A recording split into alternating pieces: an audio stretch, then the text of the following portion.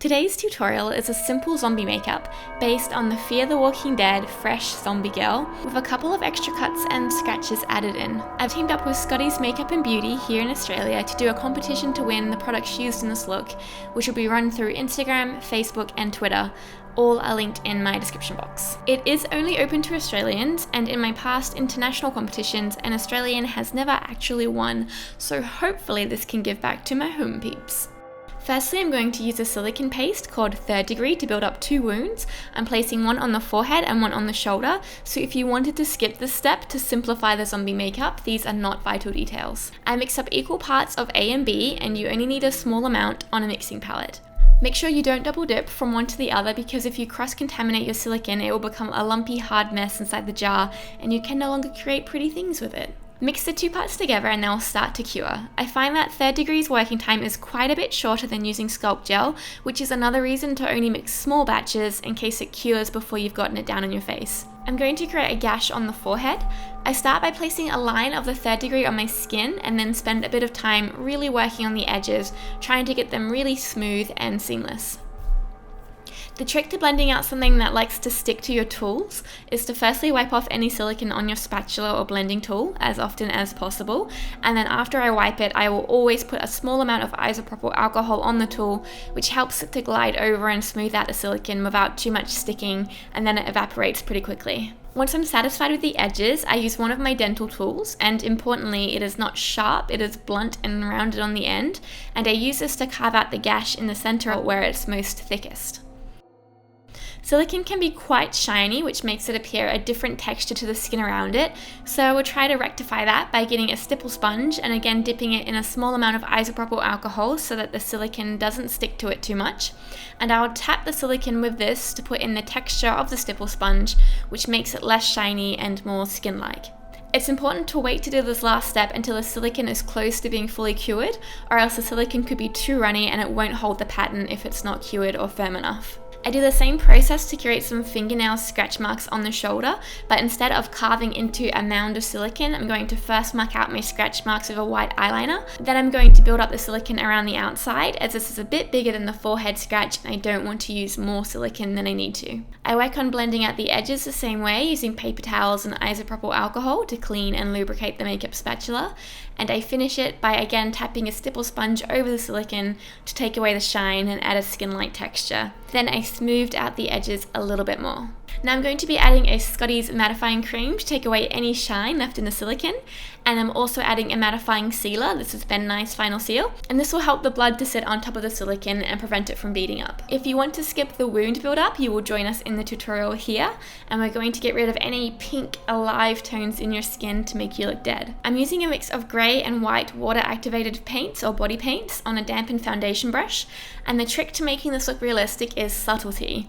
Far too often I see people using a thick coating of grey face paint, but you want it to be really sheer over your face so it looks like it's part of your skin, not on top of your skin. It's best to do too little rather than too much, and it's way easier to add a bit more product on top than to try and take it off. A good way to control the amount of pigment is to use your hand as a mixing palette and get the colour from there. If you dip straight into the body paint, you might get too thick a colour on your brush and then you're placing it straight onto your face. Don't forget to go down onto your neck as well, over your ears, and coat any exposed skin, so I'm going to be doing my arms as well. I've still got a little bit too much pink showing through my face, so I'm going to go over my face and my neck again, and also go over my lips. Taking the pink out of the lips is a really fast way to look dead. Now I'm switching over to cream colours to add some contours to my face to make it look sunken and ill. I'm using Ben Nye's Ultimate Character Effects palette. My favourite colours to do this are the mix of Vein Blue and the dark Sunburned Brown in this palette, which makes this perfect sunken eye bag colour. I apply it with a precise detail brush into the contours under my eye and along the orbital bone ridge, and then I blend it out and soften it with a clean brush. Again, subtle sheer colours are way better than thick caked on colours. I also use this to sink in around my temples and under my brows. And I did the same thing to the other side of my face.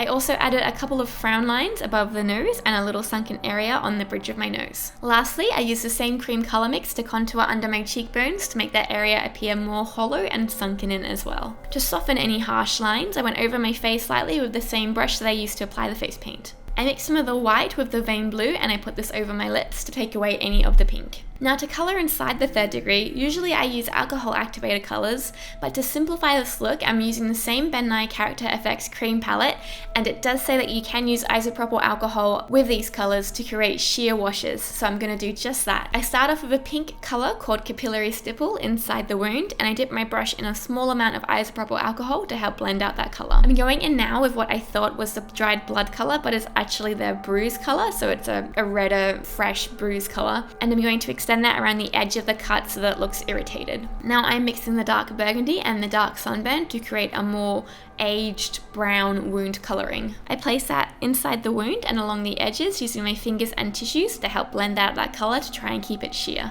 I'm going to use the same colouring for the scratch marks. I start with the pink inside the wound and then extend that back towards my back to extend out that scratch mark. Next I use dried blood colour in the deepest parts of the wound and along the centre of the scratch marks. I add a mix of dried blood and dark sunburn to try and make the wound look more brown and aged, and then I use a clean brush to blend out those colours. I spray another layer of Ben Nye Final Seal over my shoulder wound and my face to seal in all of our finished colouring before adding the blood. Using a small metal spatula, I place Ben Nye's thick blood into my wounds. I'm not putting it everywhere inside the wound, but just in some parts, so that it's not overwhelmingly red and gooey, but has accents of coagulated blood. I added a little bit more redness inside the wound from the Ben Nye palette, and then added the thick blood into the deepest parts of the scratch marks too.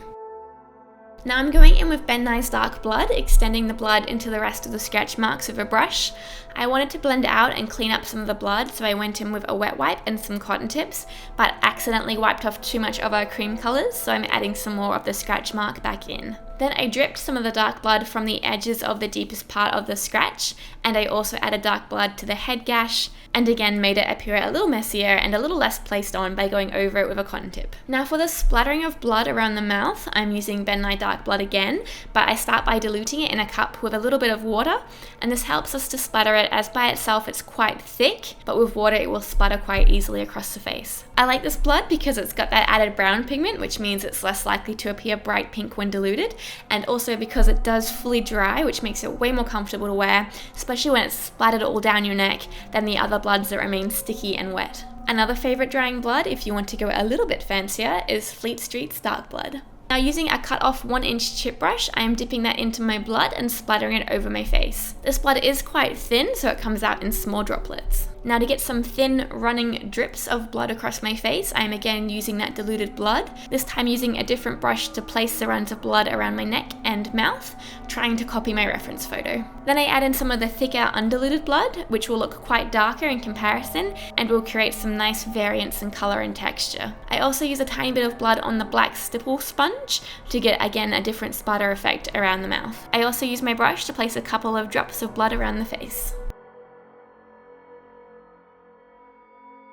Then I go back in with my chip brush and the blood is again thinned with water, but I left it a bit thicker than the first time, and having it a little bit thicker will make the blood splatter come out in strings of thicker blood and give again a different look to the blood splatter and application. Just make sure you keep your eyes closed while splattering, as blood that is not safe for your eyes, so basically anything that's not Kryolan eye blood, shouldn't get too close to your eyes. Now using a cotton tip dipped in water, I'm going to remove blood that I'm not happy with, either because of the shape or because I put too much down. If you also remove some of your grey body paint in the process, you can apply more of the face paint so that all of your skin matches. Now stop and assess your makeup, see if there's anything you want to change. For me, I wanted to add a little bit more darker eye colour with that same blue and brown mix as before. For my hair, I'm going to wear it down and tease it a little bit so it's slightly messy, and then add a hair oil or a leave-in hair conditioner to give it a slightly greasier feel so it hangs a bit more limp. And that's the basic zombie makeup. It took me about an hour to apply, and that's with taking all of my time to blend out the third degree and while filming it all. I didn't have any lenses to wear with it, as my white mesh lenses had expired because they were only 3-month lenses. I do recommend getting your eyes checked by an optometrist if you want to wear contacts for Halloween, because not everybody's eyes are the right health or size or shape for contact lenses. I buy my contacts from my optometrist after I've gotten the go-ahead, and they stock Colourview, which I know Scotty's Makeup also stock, box, just check with your optometrist first that you're not going to damage your eyes by wearing contacts. If you can't afford to see an optometrist and wear contacts properly and safely, I would just recommend going without like I have, and you can just edit in your eyes afterwards by changing the saturation and the clarity like so. Now, to remove this makeup, one of the nice things about silicone paste is you don't need a remover as there's no adhesives involved, so you can just gently peel it off your skin so long as it's not attached to any body hair. If you have any problems, I like using something like DC245 to get underneath the silicone and separate it from your skin. To get off the body paint, you can either use a gentle remover like isopropyl myristate, which is just a synthetic mineral oil, or jump into the shower and use a body wash and face wash. I find the easiest way to remove blood is to go in with soap and water or with wet wipes. Thanks for watching. If you're Australian and you want to get in with a chance to win some of the products in this video, like the Ultimate Effects palette, Third Degree, and the Bloods, check out both mine and Scotty's social media pages.